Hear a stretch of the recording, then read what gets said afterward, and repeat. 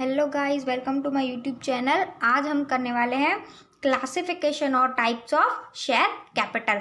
अब कुछ स्टूडेंट्स को कंफ्यूजन होता है कि क्लासिफिकेशन ऑफ शेयर कैपिटल पूछा है तो हम क्या लिखें और टाइप्स ऑफ शेयर कैपिटल पूछा है तो क्या लिखें। तो क्लासिफिकेशन और टाइप्स एक ही होता है, दोनों का आंसर एक ही होगा। तो आज हम करते हैं classification of types of share capital. तो सबसे पहले अगर हम देखें तो सबसे पहले जो कैपिटल आता है वो आता है ऑथोराइज कैपिटल। ऑथोराइज कैपिटल के अंदर अगर आप जाओ तो आपको दो और कैपिटल देखने मिलेंगे। ऑथोराइज कैपिटल के बाद हो जाता है issued capital and reserve capital. Issued capital के आगे आता है सब्सक्राइब्ड कैपिटल। और सब्सक्राइब्ड कैपिटल में अगर हम देखें तो उसमें भी दो तरह के कैपिटल आते हैं। सब्सक्राइब्ड में called up capital and uncalled up capital. उसके बाद कॉल्ड अप कैपिटल के अंदर भी एक कैपिटल आता है पेड अप कैपिटल। ओके, तो यहाँ पे हमने इन शॉर्ट में समझ लिया कि इतने टाइप्स के कैपिटल हो सकते हैं शेयर कैपिटल के अंदर। अब हम उसे डीप में समझते हैं। तो स्टार्ट करते हैं हम टाइप्स ऑफ शेयर कैपिटल।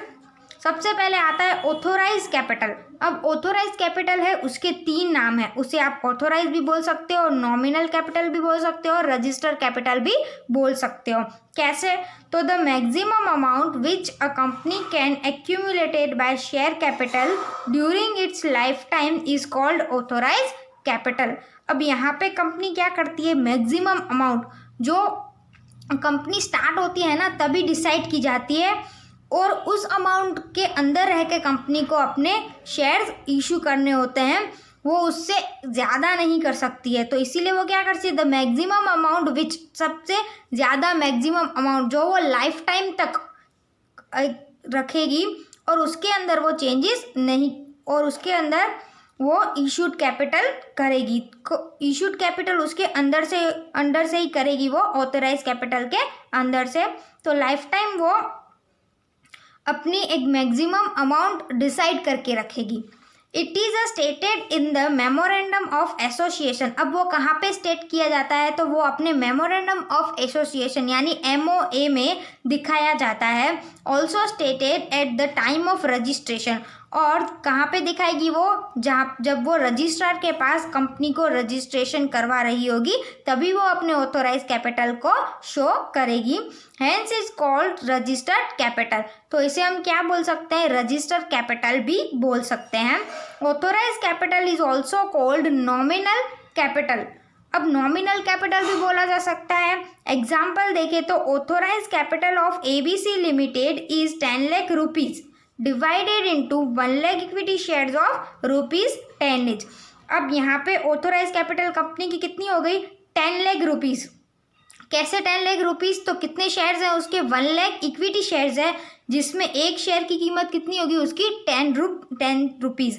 तो 1 लाख इंटू 10 करें तो हमें ऑथोराइज कैपिटल कितना मिल जाएगा, 10 लाख रुपीज़। तो टोटल जो उसका ऑथोराइज कैपिटल है वो कितना माना जाएगा, 10 लाख माना जाएगा। कंपनी इस लिमिट के अंदर रह के शेयर्स इशू करेगी। फिर 10 लाख के अंदर वो कितने भी इशू कर सकती है, लेकिन उससे ज़्यादा नहीं कर सकती है, 10 लाख से ऊपर नहीं जाएगी। तो वो 1 lakh equity shares of ₹10 each तक यहाँ पे 10 लाख के अंदर रह के इशू करेगी। अब उसके बाद आता है ऑथोराइज के बाद issued capital. The share capital issued by issue of shares out of authorise capital based on the need of the company in full or part is known as issued capital. अब यहाँ पे उसने सबसे पहले authorise capital उसने कितनी बना दी, 10 लाख बना दी अपनी। कैसे, तो 1 लाख इक्विटी शेयर्स है उसके 10 रुपये वाले, तो उसने यहाँ पे टोटल 10 लाख अपनी ऑथोराइज कैपिटल बना दी। अब ऑथोराइज कैपिटल के अंदर में से वो क्या करेगी, उसकी नीड के अकॉर्डिंग, उसे फाइनेंस की रिक्वायरमेंट जितनी होगी उसकी नीड के अकॉर्डिंग वो क्या करेगी, शेयर्स को मार्केट में इशू करेगी। कितना, फुल्ली भी हो सकता है और पार्टली भी हो सकता है, और उसे हम क्या मानेंगे, इशूड कैपिटल मानेंगे। एग्जाम्पल में देखें तो इफ़ 70,000 शेयर्स आर इशूड। अब कंपनी के शेयर्स कितने थे, यहाँ पे 1 लाख इक्विटी शेयर्स थे, उसमें से अब उसने 70,000 शेयर्स को इशू किया। Authorised capital of 1 lakh shares of ₹10 each, 7 lakh rupees is known as issued capital of the company. अब कंपनी का ऑथोराइज कैपिटल यहाँ पे कितना था, 10 लाख। उस कैसे 10 लाख, तो 1 lakh equity shares of ₹10 each. उसमें से उसने इशू कितना किया, 70,000 शेयर्स ऑफ ₹10 ईच। तो कितना हो जाएगा issued capital, 7 lakh rupees. Total authorise 10 lakh में से उसने 7 लाख को इशू किया, तो उसे आप क्या मानोगे, यहाँ पे इशूड कैपिटल मानोगे। Issued capital should not be more than authorise capital. Issued capital कभी भी उससे ज़्यादा हो ही नहीं सकता, किससे, ऑथोराइज कैपिटल से। ऑथोराइज कैपिटल से क्यों ज़्यादा नहीं हो सकता, क्योंकि ऑथोराइज कैपिटल खुद ही एक लिमिट पुट कर देता है कि कंपनी को इससे आगे बढ़ना नहीं है, वो उसके अंदर में रह के अपने शेयर्स को इशू करेगी। उसके बाद हम देखते हैं आगे subscribe capital. Subscribe capital, the value of shares for which applications are received out of issued share capital is known as subscribed capital। अब कंपनी ने 70,000 शेयर्स को इशू किया, पर 70,000 शेयर्स में से जितनी भी एप्लीकेशंस आई उसे हम क्या बोलेंगे, सब्सक्राइब कैपिटल। सपोज उसमें से 30,000 एप्लीकेशंस आई, तो 30,000 शेयर्स इंटू 10 अगर हम करें तो कितना हो जाएगा, सब्सक्राइब कैपिटल 3 लाख रुपीज़ हो जाएगा। Subscribe capital can be equal to और less than the issued capital. ये एमसीक्यू में पूछा जा सकता है कि सब्सक्राइब कैपिटल इक्वल और लेस देन इशूड कैपिटल से हो सकता है। If share applications are received for more number of shares than the issued share capital, company can allot shares only to the extent of share issued. अब company ने यहाँ पे applications क्या हो गई, ज़्यादा हो गई। कंपनी ने इशू किए थे 70,000 शेयर्स, एप्लीकेशंस आई 80,000 की, तो कंपनी क्या करेगी, 70,000 के एरिया में रहकर ही शेयर को अलॉट करेगी, बाकी के शेयर्स को वो रिजेक्ट कर देगी। उसके बाद अगर हम देखें तो आता है called up capital. Called up capital क्या होता है, तो company can call up an amount equal to face value of shares or lesser amount from the applicants to whom the share are allotted। Company क्या करेगी, अब shares उसने issue किए कितने, 70,000 शेयर्स ऑफ ₹10 ईच, तो वो क्या करेगी, 10 रुपीज़ एक शेयर की वैल्यू है, उसमें से उसने एप्लीकेशन टाइम पे कुछ ले लिया होगा। सपोज 2 रुपीज़ एप्लीकेशन मनी था, तो उसने 2 रुपीज़ तो ले लिया। अब अलॉटमेंट की बारी आई, सपोज 3 रुपीज़ है अलॉटमेंट, तो कंपनी वो क्या करेगी, मंगवाएगी शेयर होल्डर से, तो उसे हम क्या बोलेंगे, called up capital. When company calls for lesser amount of the share, the balance amount can be called in the future from the share holder. Okay, अब कंपनी क्या करेगी, उसमें से सपोज उसने 10 रुपीज़ में से 2 रुपीज़ तो एप्लीकेशन का गया, 3 रुपीज़ उसने अलॉटमेंट पे मंगवाया, तो टोटल कितना हुआ, 5 रुपीज़। बाकी बचे कितने, 10 में से 5 जाए तो बाकी 5 रुपीज़ बचे। बाकी के 5 रुपीज़ वो कब मंगवाएगी, फ्यूचर में मंगवाएगी, किससे, शेयर होल्डर से। Such amount known as called up capital, तो जितनी अमाउंट उसने मंगवाई उसे हम क्या बोलेंगे, कॉल्ड अप कैपिटल बोलेंगे। If company has called up ₹6 per share on 70,000 shares of ₹10 each. Suppose 10 rupees वाले शेयर्स में से उसने 6 रुपीज़ अगर शेयर होल्डर से मंगवाए हैं, तो वो 6 रुपीज़ यहाँ पे क्या हो जाएंगे, कॉल्ड अप कैपिटल हो जाएंगे। The called up capital will be ₹4,20,000। 70,000 shares हैं और उसने 6 रुपीज़ मंगवाए हैं, तो कितना हो जाएगा, 7 6 जा 42, यानी 4,20,000। तो 4,20,000 यहाँ पे कॉल्ड अप कैपिटल होगा, यानी कंपनी ने जितना मंगवाया उसे हम क्या बोलेंगे, यहाँ पे कॉल्ड अप कैपिटल। उसके बाद देखें तो आगा uncalled capital. It is a part of subscribed capital. अब अनकॉल्ड कैपिटल क्या होगा, किसका पार्ट होगा, सब्सक्राइब्ड कैपिटल का। कैसे, तो a capital which is not yet called from the share holder by the board of directors of the company is called uncalled capital. जो capital अभी तक मंगवाया नहीं गया है, आगे क्या देखा था हमने, कॉल्ड अप कैपिटल में उसने 10 रुपीज़ का शेयर था और 6 रुपीज़ मंगवाए थे, तो बाकी के जो 4 रुपीज़ है जो उसने नहीं मंगवाया है वो यहाँ पे क्या बन जाएगा, अनकॉल्ड कैपिटल बन जाएगा। Uncalled capital is difference between subscribe capital and called up capital.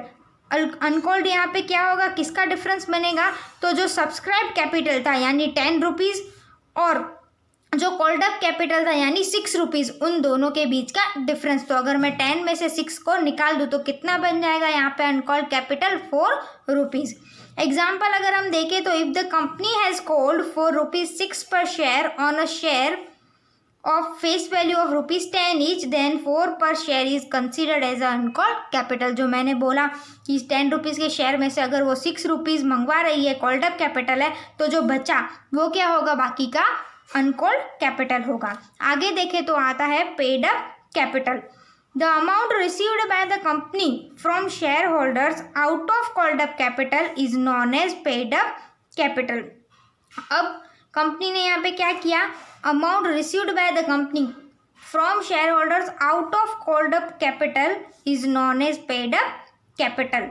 जितनी भी कॉल्ड अप कैपिटल में उसे अमाउंट मिली उसे आप क्या बोलोगे, पेड अप कैपिटल बोलोगे। सपोज कंपनी ने तो यहाँ पे ₹6 मंगवाए थे, पर क्या ₹6 उसे मिले पूरे के पूरे, तो अगर ₹6 पूरे के पूरे मिलेंगे तो वो क्या बन जाएगा, पेड अप कैपिटल। सपोज ₹6 में से कुछ रुपीज़ उसे नहीं मिलते हैं, तो जो मिला उसे क्या बन जाएगा यहाँ पे, पेड अप कैपिटल। कैसे, तो हम आगे देखते हैं। If share holders does not pay the amount called for any reason, suppose किसी शेयर होल्डर ने किसी रीजन की वजह से अमाउंट को पे नहीं किया, there will be difference between the called up capital and paid up capital. तो वो क्या हो जाएगा, for any reason there will be difference between the called up capital and paid up capital. Example देखिए तो called up capital is 4,20,000। कैसे, तो देखो 70,000 शेयर्स थे और ₹6 कंपनी ने मंगवाए थे, तो 4,20,000 हुए। If share holder holding 100 shares could not पे फर्स्ट कॉल मनी ऑफ ₹2 पर शेयर। अब एक शेयर होल्डर कैसा है जिसके पास कंपनी के 100 शेयर्स हैं और वो 2 पर शेयर नहीं दे रहा है, तो कितने नहीं मिलेंगे हमको, 100 शेयर पे ₹2, यानी कि 200 होंगे यहाँ पे। Then paid up capital company का कितना होगा, पेड अप कैपिटल यानी जितना उसे रिसीव हुआ है वही, तो रिसीव कितना होना चाहिए था कंपनी को, 4,20,000 टोटल, क्योंकि उसने कितने 70,000 शेयर्स पे कितने मंगाए थे, ₹6 मंगाए थे। पर यहाँ पे क्या हो गया कि 200 तो उसे यहाँ पे इस शेयर होल्डर की वजह से नहीं मिले, तो अगर मैं 4,20,000 में से 200 को निकाल दूँ तो बाकी का जो भी 4,19,800 कंपनी को मिला वो यहाँ पे क्या बन जाएगा, पेड अप कैपिटल बन जाएगा। ओके, तो इस तरह से हमने पेड अप कैपिटल भी समझ लिया। अब आगे देखें तो reserve capital. When management of the company feels that the called up capital is sufficient for the business requirement of the company and no further capital is required in future, the uncalled capital is converted into reserve capital। अब यहाँ पे company क्या करेगी, जो called up capital है company का, called up capital यानी जितना उसने मंगवाया, ओके ₹6 उसने मंगवाए थे उसे मिल गया। अब आगे के जो ₹4 हैं वो कंपनी नहीं मंगवाना चाहती, ₹10 के शेयर में से ₹6 तो उससे मिल गए। अब ₹4 जो वो नहीं मंगवाना चाहती, क्यों, क्योंकि वो उसे अब रिक्वायर्ड नहीं है फ्यूचर के अंदर और उसे फाइनेंस नहीं चाहिए, तो वो क्या करेगी, जो अनकॉल्ड यानी ₹4 थे वो किस में कन्वर्ट हो जाएंगे, यहाँ पे रिजर्व कैपिटल में कन्वर्ट हो जाएंगे by passing special resolution in the meeting of share holders. अब कंपनी क्या करेगी, यहाँ पे इस रिजर्व कैपिटल के लिए एक मीटिंग पास करेगी, special resolution in the meeting of share holder के साथ वो स्पेशल रेजोल्यूशन पास करेगी मीटिंग के अंदर। Capital so reserved is known as reserve capital, और जो वो मीटिंग में पास करेगी उतना जो अनकॉल्ड कैपिटल होगा वो यहाँ पे रिजर्व कैपिटल माना जाएगा।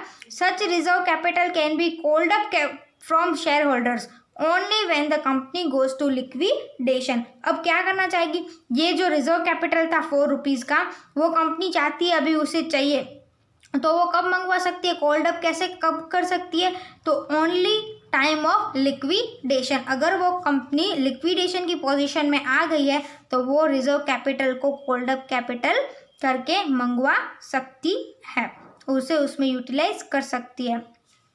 ओके, तो आई होप हमने आज अच्छे से टाइप्स और क्लासिफिकेशन जो भी बोलो आप अच्छे से शेयर्स का समझ लिया होगा। तो इन शॉर्ट जल्दी जल्दी समझ लेते हैं ऊपर से।